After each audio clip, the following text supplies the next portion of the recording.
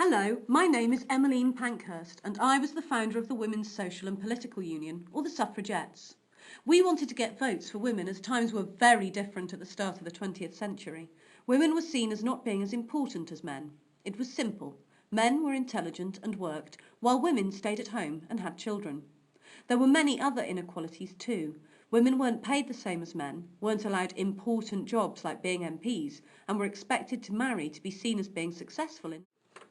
It was also really hard to get a divorce, and men could treat women however they wanted. As a woman, you were born the property of your father, and once you were married, you became the property of your husband. Many women in the country weren't happy, but there was nothing we could do as we didn't have the vote. Once we had the vote, the members of Parliament would have to listen to women to get voted into Parliament, and then things could change. Votes for women had been a campaign in Britain for a long time, but no one in Parliament was listening, so I made them.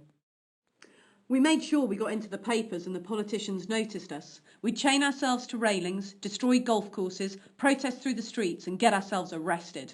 Those policemen didn't know what to do with us when we spat in their faces or knocked their helmets off.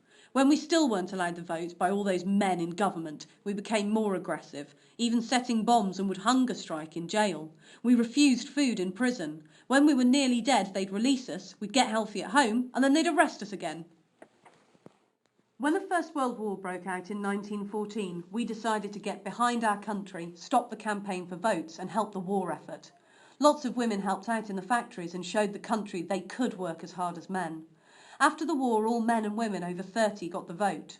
Some people say this was just because of the war work, but if we hadn't made such a fuss before the war, they wouldn't have known women needed the vote. If it wasn't for me, life for women today would be very different. The equalities such as being able to work, making decisions for yourselves, and even going for a walk with a boy or other women may not have happened if I hadn't led the suffragettes in campaigning for the vote.